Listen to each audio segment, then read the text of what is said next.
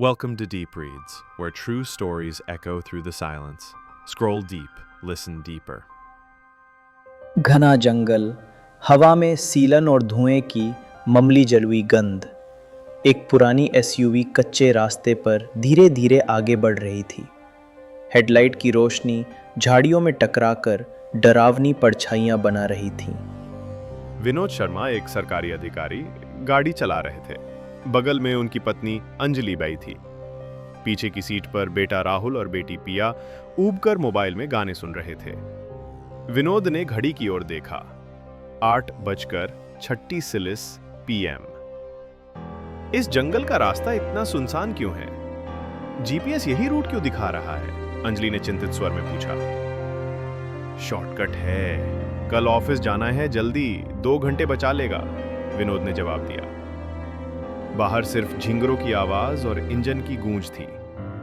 तभी, पापा देखो, आगे कुछ है, राहुल की आवाज में घबराहट थी। विनोद ने तुरंत ब्रेक मारे। गाड़ी की तेज हेडलाइट्स पेड़ों के झुरमुट को चीरती हुई कुछ दिखा रही थीं। वो थी एक लड़की, सड़क के किनारे, अकेली। उसकी उम्र 15-16 के बीच की रही होगी। उसके बाल उलझे हुए, कपड़े मैले और फटे हुए, नंगे पैर और हाथ में एक पुराना सा टेडी बियर। उसकी आंखें खाली, ठंडी, मानो उनमें कोई भावना शेष नहीं रही। गाड़ी रुकते ही अंजलि ने खिड़की से झांक कर कहा, हे भगवान, ये यहां क्या कर रही है? पिया ने उत्सुकता से पूछा, दीदी तुम यहां अकेली क्यों हो? लड़की कुछ नहीं बोली, बस टेडी को कसकर सीने से लगाकर खड़ी रही। विनोद गाड़ी से उतरे और उसके पास गए। धीरे से बोले, बेटा तुम कहां से आई हो? खो गई हो क्या? लड़की ने हल्के में सिर हिलाया, ना में। फिर बहुत धीमे स्वर में बोली, मुझे मां के पास जाना है। विनोद ने पुलिस को कॉल करने की बात सोची, लेकिन अंजलि ने मना कर दिया। इतनी रात में जंगल के बीच में पुलिस कहां आएगी? पहले इसे साथ ले चलते हैं, सुबह थाने चलेंगे। राहुल को आपत्ति थी, लेकिन मां, ये थोड़ी अजीब नहीं लग रही? पिया ने गुस्से में राहुल को घूरा। भाई डराओ मत, वो बस डरी हुई है। विनोद ने गाड़ी का पिछला दरवाजा खोला। लड़की बिना किसी शब्द के चुपचाप अंदर बैठ गई। गाड़ी फिर चल पड़ी। लेकिन जैसे ही वो लड़की अंदर बैठी, गाड़ी के भीतर कुछ बदल गया। हवा थोड़ी भारी हो गई थी, जैसे किसी ने कोई पुराना बक्सा खोल दिया हो जिसमें डर बंद था। जय गाड़ी अब जंगल के भीतर एक पुराने विश्राम गृह की ओर बढ़ रही थी। वो एक सरकारी गेस्ट हाउस था जो कई सालों से कम उपयोग में था, लेकिन विनोद को पहचान के कारण एक रात वहां रुकने की इजाजत मिल गई थी। रात के 10-15 बजे वे वहां पहुंचे। जगह वीरान थी, लेकिन एक बूढ़ा चौकीदार मौजूद था, निराश, चुप और कांपता हुआ। साहब, जंगल में इस वक्त कौन है आपके साथ? परिवार है और एक बच्ची मिली रास्ते में, खो गई है शायद। चौकीदार ने एक नजर लड़की पे डाली और कुछ पल चुप रहा, फिर बुदबुदाया, इन्हीं पेड़ों में तो वो रहती थी। क्या कहा? अंजलि ने पूछा। कुछ नहीं, कमरा अंदर है, आराम करिए, कहकर वो बिना पीछे देखे चला गया। कमरे में सब थके हुए थे। पिया ने लड़की को पानी दिया। तुम्हारा नाम क्या है? उसने फिर पूछा। इस बार लड़की ने धीरे से कहा, अन्वेषा। पिया मुस्कुरा दी। प्यारा नाम है, अब डरने की जरूरत नहीं, हम है ना? लड़की ने कुछ नहीं कहा, बस पिया की तरफ देखा और मुस्कुराने की कोशिश की। पर उसकी मुस्कुराहट में कुछ गलत था, मानो वो जानती हो कि कुछ बहुत भयानक होने वाला है। और फिर रात में सब सो गए, सिवाय एक के।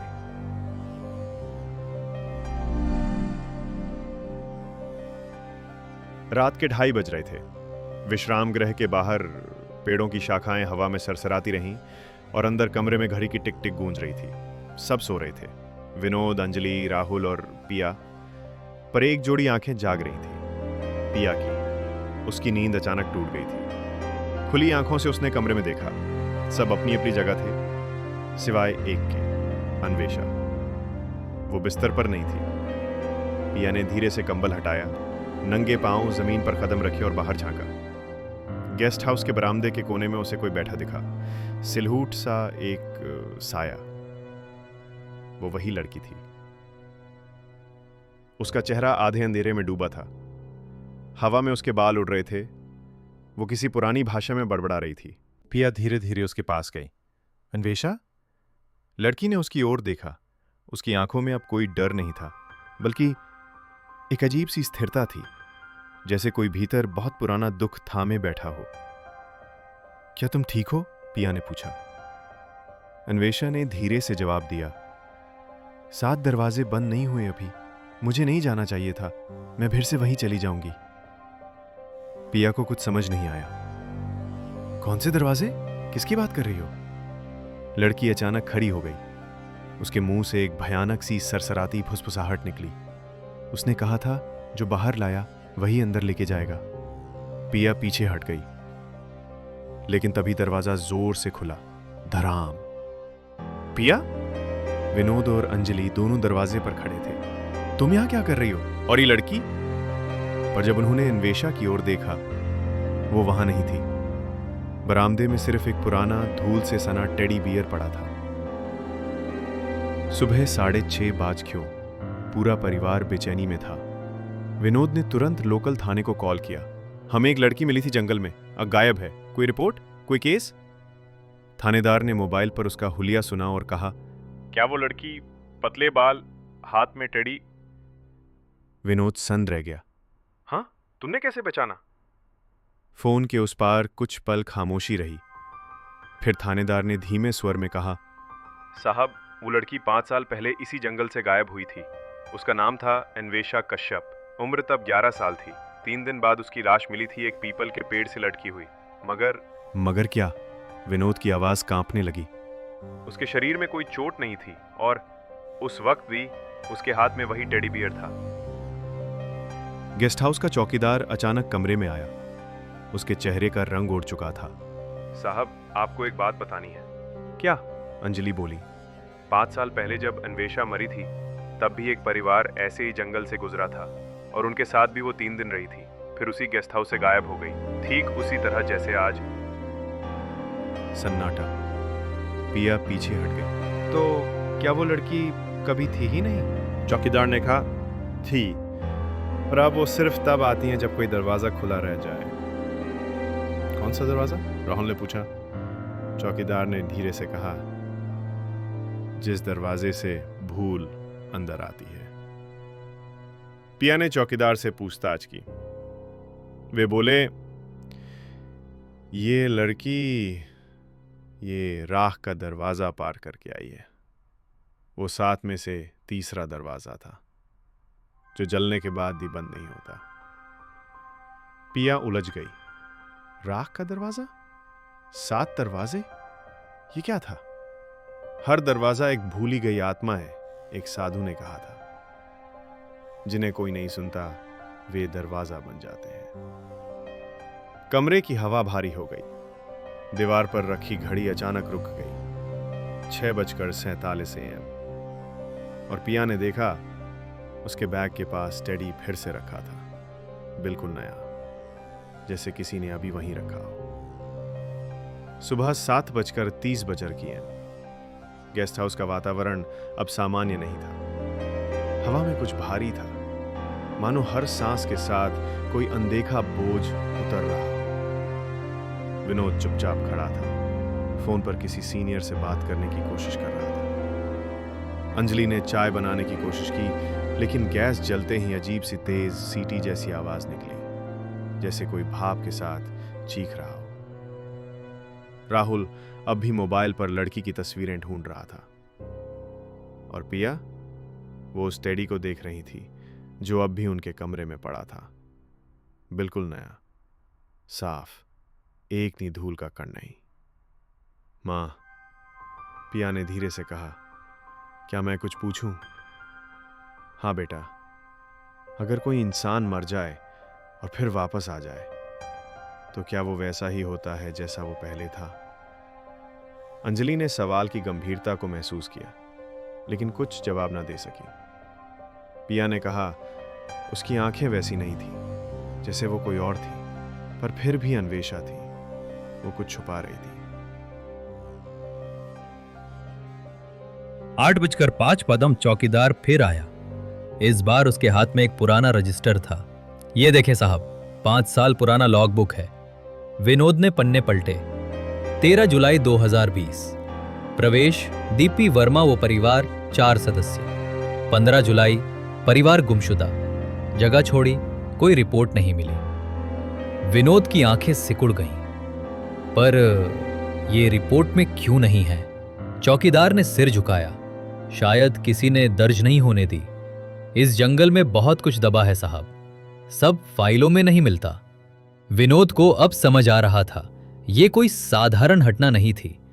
10:12 परिवार ने निर्णय लिया, वे दोबारा उस जगह पर जाएंगे जहां लड़की मिली थी। शायद कोई निशान, कोई सुराग। गाड़ी फिर उसी कच्चे रास्ते पर चल पड़ी। जंगल और भी डरावना लगने लगा था। हवा की सिसकारी अब तेज हो चुकी थी, जैसे पेड़ों के बीच कुछ चल रहा हो, छुप रहा हो। राहुल गाड़ी से उतरते ही बोला, भैया वहां देखो, कोई लकड़ी का ढांचा है। वे झाड़ियों को हटाकर उस तरफ बढ़े। कुछ ही दूरी पर एक टूटी हुई लकड़ी की झोपड़ी मिली, आधी गिरी हुई, छत पर काई जमी और अंदर से सड़ती हुई गंध। झोपड़ी के अंदर एक पुराना ट्रंक पड़ा था।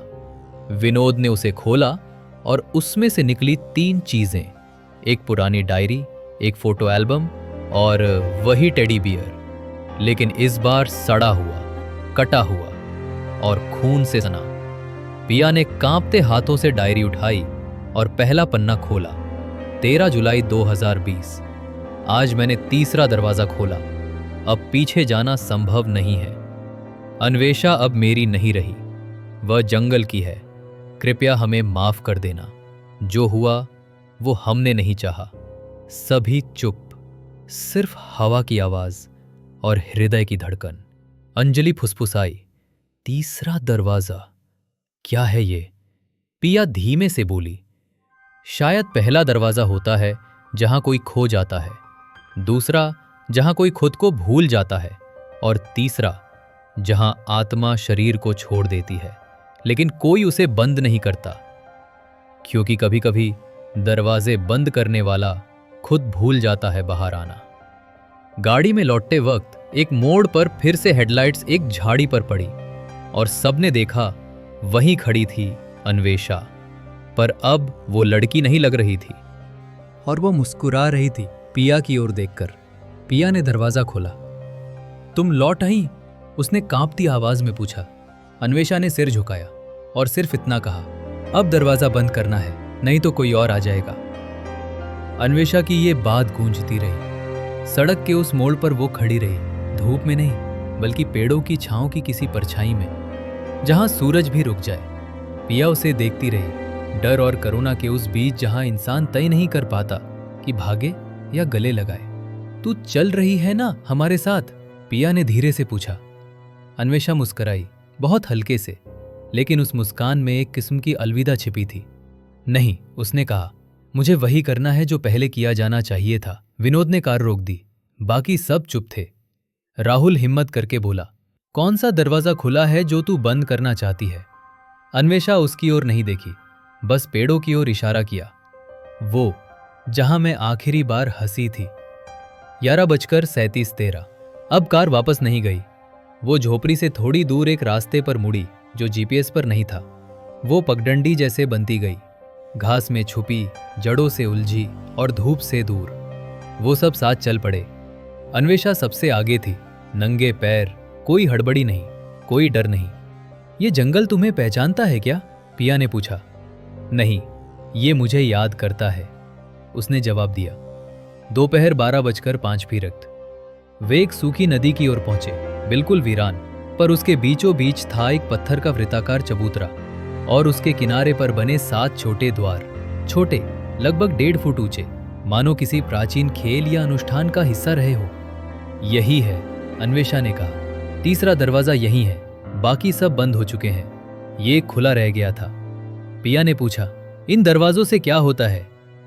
अन्वेषा ने नीचे झुककर जमीन से थोड़ी मिट्टी उठाई और चुपचाप उस तीसरे द्वार के पास रख दी। हर इंसान एक दरवाजे के पीछे अपनी यादें रखता है।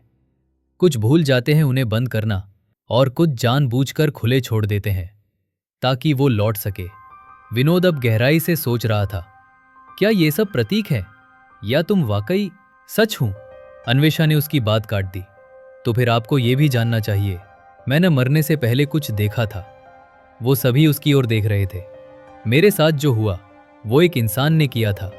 जंगल नहीं, आत्मा नहीं, कोई राक्षस नहीं, सिर्फ एक आदमी जिसने मुझसे कहा था कि मैं खेल का हिस्सा बनूं। फ्लैशबैक 13 जुलाई 2020। झोपड़ी में एक परिवार रुका था। दीप्ति वर्मा और उनका पति, एक बेटी, एक नौकर। लड़की को जंगल में अकेले परिवार छोड़ दिया गया था, एक परख के लिए। कहा गया, अगर डर को पार कर लोगी तो देवी बन जाओगी। लेकिन वो एक औरत की पूजा न थी, वो बलि थी। मैं भागी, छिपी, लेकिन तीसरे दरवाजे तक पहुंचने से पहले उन्होंने मुझे पकड़ लिया। फिर क्या हुआ? अंजलि की आवाज कांप गई। फिर मेरी हंसी बंद हो गई, उसकी आंखें भीग गई। मैं वहां मरी नहीं थी, पर उन्होंने मान लिया कि मर गई। मेरे शरीर को दरवाजे के पास छोड़ गए और वो खुद जंगल से चले गए। क्यों नहीं मिली ये बात पुलिस को? विनोद ने गुस्से में पूछा। क्योंकि दरवाजा तब भी खुला था, और जो खुले दरवाजों से खेलते हैं उन्हें कभी पकड़ा नहीं जाता। सारी मेहनत अन्वेषा ने कहा, अब मैं सिर्फ एक काम करने आई हूं, इसे बंद करने। उसने मिट्टी में से एक लाल धागा निकाला जिसे शायद किसी पूजा में बांधा गया था। धीरे धीरे उसने वो धागा दरवाजे के चारों ओर लपेटा। बुदबुदाते हुए एक मंत्र की तरह कुछ बोलती रही, और जब आखिरी लपेट पूरी हुई, एक जोरदार झटका सा महसूस हुआ, जैसे हवा ने सीटी मारी हो। और फिर सब शांत। पेड़ रुक गए, पत्तियां थम गई, और अन्वेषा, उसकी आंखें फिर से वैसी हो गईं जैसे किसी मासूम बच्ची की। अब? पिया ने पूछा। अन्वेषा ने मुस्कुरा कर कहा, अब मैं जा सकती हूं। कहां? अंजलि ने कांपती आवाज में पूछा। वो बस आसमान की ओर देखने लगी। वहां जहां कोई दरवाजे नहीं होते, जहां यादें गिनती में नहीं, प्रेम में होती हैं। और अगली पल जैसे हवा में धूल उड़ती है और फिर बैठ जाती है, अन्वेषा वहां नहीं थी। सिर्फ वो लाल धागा और एक शांत जंगल। जंगल की वो यात्रा अब समाप्त हो चुकी थी। कम से कम परिवार यही मान रहा था। लेकिन कुछ चीजें कभी पीछे नहीं छूटती। कुछ दरवाजे बंद करने से पहले आपके अंदर खुल जाते हैं। 3 दिन बाद शहर लौटने के बाद शर्मा परिवार फिर से अपनी सामान्य जिंदगी में लौट आया था। विनोद ऑफिस चला गया, अंजलि ने किचन संभाल लिया और राहुल अपने दोस्तों से क्रिकेट खेलने चला गया। लेकिन पिया बदल गई थी। वो चुप रहने लगी थी। पहले जहां वो खिलखिला उठती थी, अब वहां उसकी आंखें अक्सर किसी खाली जगह को देखती रहती, जैसे वहां कोई और हो जिसे बाकी नहीं देख सकते। रात 9:22। पिया अपने कमरे में बैठी थी, हाथ में वही टेडी बियर। हाँ, वही जिसे जंगल में अन्वेषा छोड़ गई थी, या फिर जो खुद वापस आ गया था। उसने मां से कहा था कि वो टेडी अब फेंक चुकी है, लेकिन वो अब भी उसके तकिए के नीचे छिपा हुआ था। 7 दरवाजे कहानी का फर्स्ट पार्ट यही खत्म होता है। दूसरा पार्ट, चौथा दरवाजा, जल्द ही आपको मिलेगा, सिर्फ डीप रीड्स ओरिजिनल्स में, डीप रीड्स चैनल पर। अपडेट पाने के लिए चैनल को सब्सक्राइब करें और आगे की कहानी जल्दी पाने के लिए लाइक और शेयर करें।